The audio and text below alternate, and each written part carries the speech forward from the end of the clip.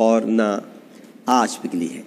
آج حضرت عبداللہ شاہ غازی، جن کو حضرت عبداللہ شاہ الاشتر جن کا صحیح نام ہے اور غازی رحمہ اللہ ان کو کہا جاتا ہے، ان کے مزار پر حاضری کے بعد آج آخری دن تھا عرس کا، تو میڈیا سے گفتگو کرتے ہوئے انہوں نے کہا کہ سندھ ہائی کورٹ کی جانب سے آئی جی سندھ کی ان کے عہدے پر جو بحالی کا فیصلہ ہے اس کے نکات پر ہمیں اعتراض ہے اور فیصلے کو عدالت میں چیلنج کریں گے۔ ابھی تو ہم مل کے کام کریں گے، لیکن برف نہ پہلے پگھلی تھی نہ آج پگھلی ہے۔ اصل میں مراد علی شاہ صاحب کا یہ ایک بڑا خوبصورت انداز ہے کہ وہ اپنے موقف پر قائم رہتے ہیں۔ ادھر ہمارے آئی جی صاحب، اچھا میرا مسئلہ یہ ہے کہ میں ان دونوں کے درمیان پھنسا ہوا ہوں، کیونکہ اللہ ڈینو خواجہ کوئی شخص نہیں کہہ سکتا کہ یہ فرض شناس آفیسر نہیں ہے۔ مطلب اگر کوئی یہ کہتا ہے نا تو پھر وہ یہ نہ کہے، کیونکہ اسے پتہ نہیں ہے کہ فرض شناسی کیا ہوتی ہے۔ تو اللہ ڈینو خواجہ آئی جی سندھ جو ہے وہ انہوں نے بہت کارنامے سر انجام دیے ہیں۔ اس کے علاوہ ان کا ٹریک ریکارڈ اگر اٹھا کے دیکھا جائے اللہ ڈینو خواجہ کا تو بہت شاندار ہے۔ اسی طرح مراد علی شاہ صاحب ایک پرانے پارلیمنٹیرین ہیں، پاکستان پیپلز پارٹی کے بہت پرانے ساتھیوں میں سے ہیں۔ اس کے علاوہ بہت بالغ نظر سیاستدان ہیں، یعنی بڑی باریکیاں دیکھتے ہیں وہ، یہ نہیں کہ آپ نے ان کو کبھی جذبات میں یا غصے میں نہیں دیکھا ہوگا، بہت اطمینان کے ساتھ کام کرتے ہیں اور بہت اطمینان کے ساتھ کام کر رہے ہیں۔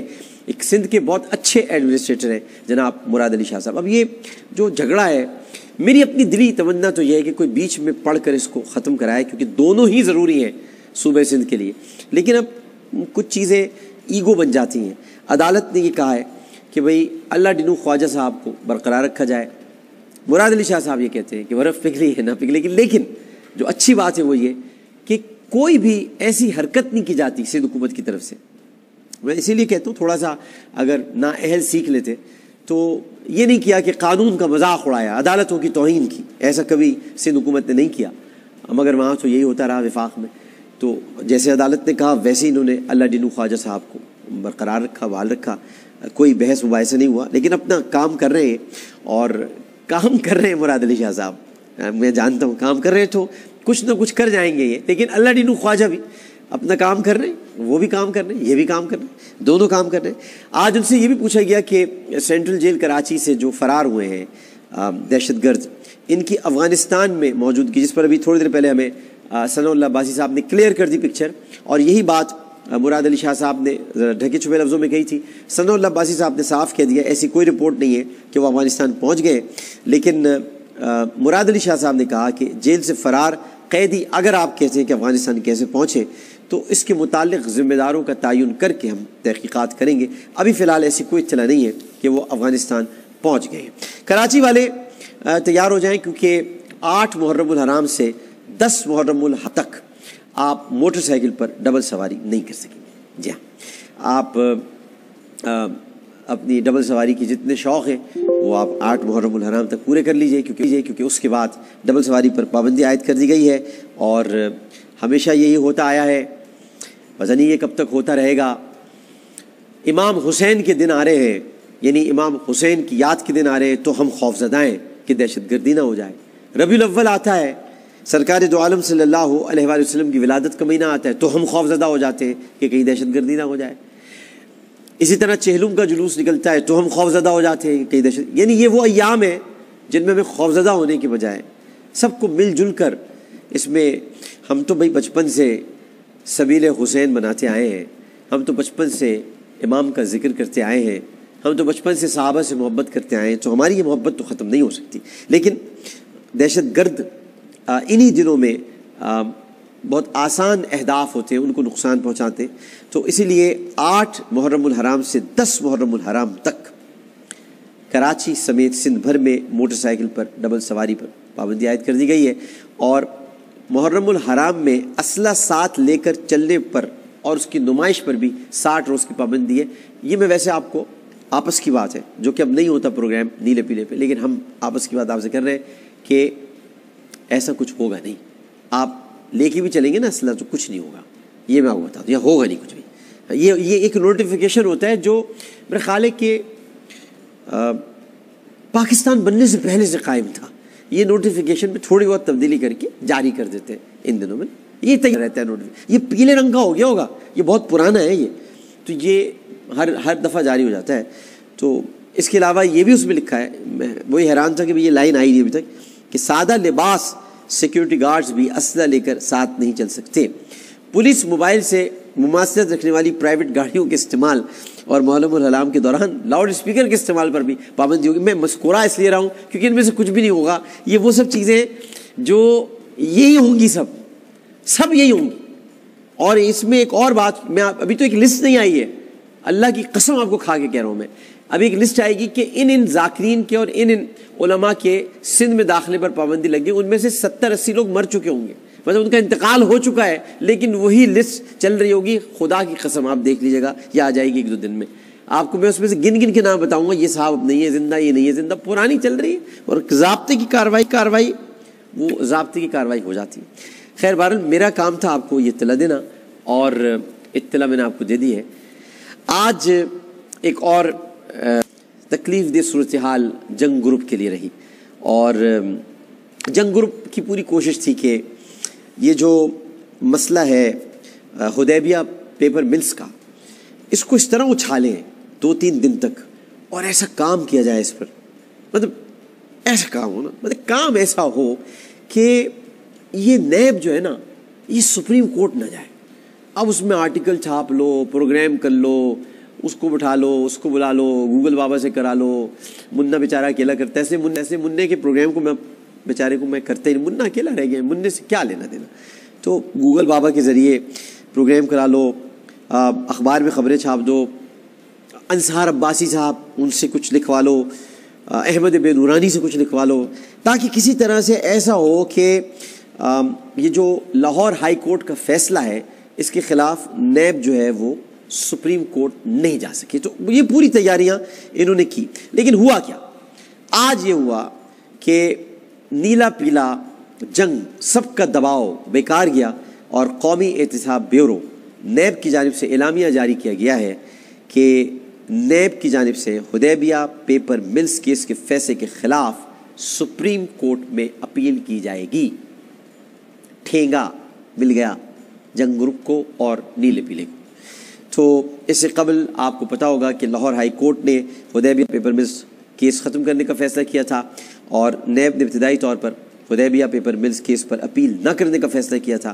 مگر نیب کے اہم اجلاس میں یہ فیصلہ کیا گیا کہ نیب سپریم کورٹ میں کل, یعنی جو کل آ رہی ہے, یعنی جمعے کے دن, جمعے کا دن بڑا مبارک دن ہوتا ہے, جمعے کے دن بڑے اچھے فیصلے آتے ہیں, تو جمعے کے دن سپریم کورٹ میں اپیل دائر کی جائے گی. اور شریف خاندان نے, آپ کو پتہ ہی ہوگا کہ حدیبیہ پیپر ملز کیس کو کے جو ریفرنسز ہیں ان کو ہائی کورٹ میں چیلنج کر رکھا ہے. تو یہ سارے دباؤ بیکار گئے.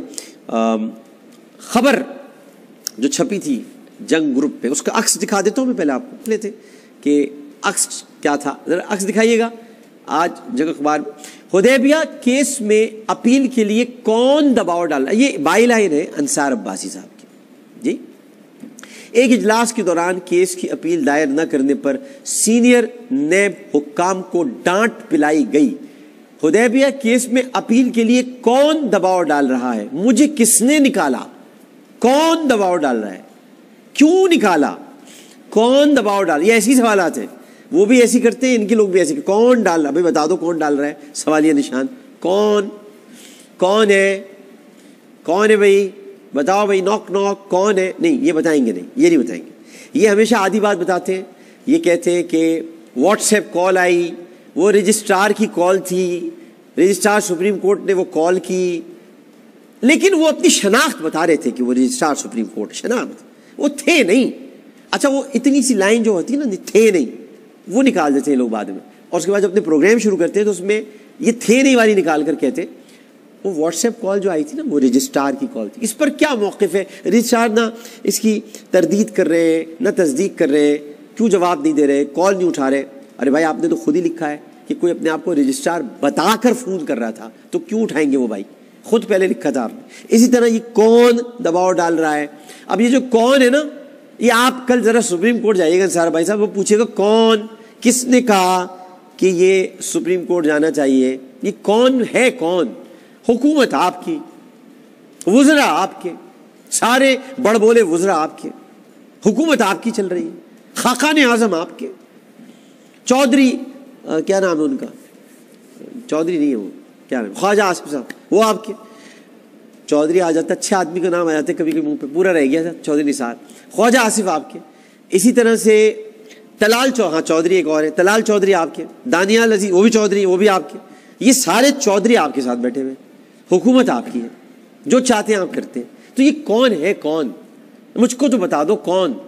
میں بہت پریشان ہو جاتا ہوں آپ کی یہ خبریں پڑھ کے، یہ کون دباؤ ڈال رہا ہے؟ اب یہ کون ہے یہ تو مجھ کو نہیں پتا، لیکن گوگل بابا سے بات کرتے ہوئے تلال چودھری صاحب بڑے غصے میں تھے، شاید وہ کسی کون کا اشارہ دے رہے ہو، ذرا دیکھتے۔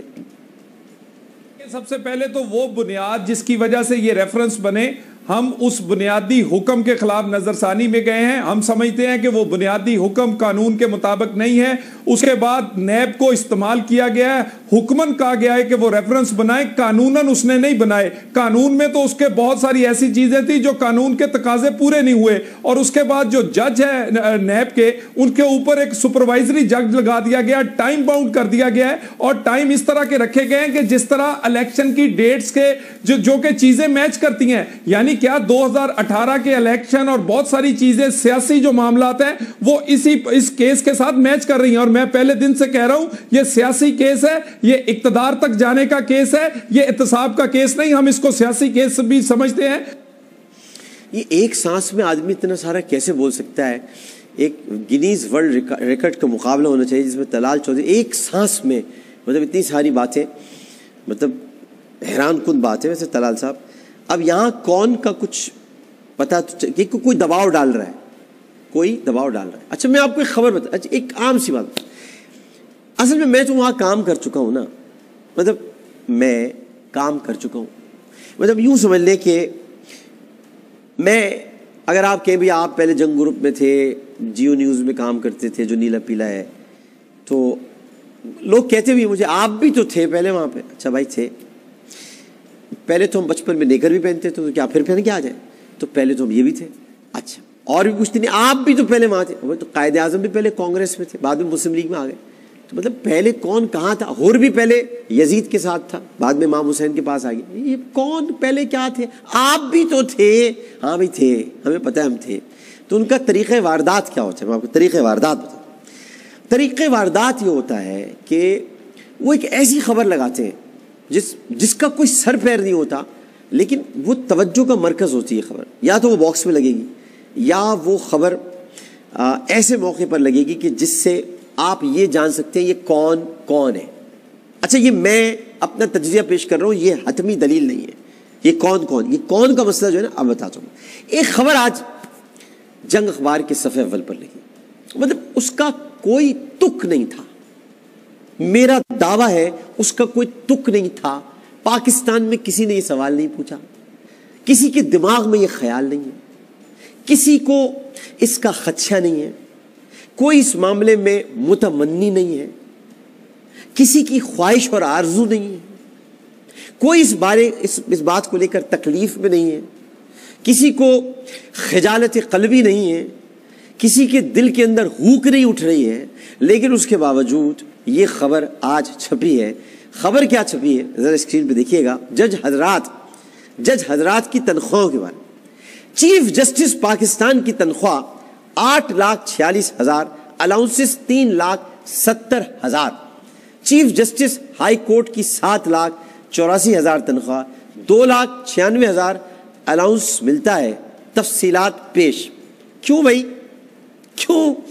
کس نے پوچھا تھا؟ کیوں دی یہ تفصیلات؟ کیوں نکالی یہ تفصیلات؟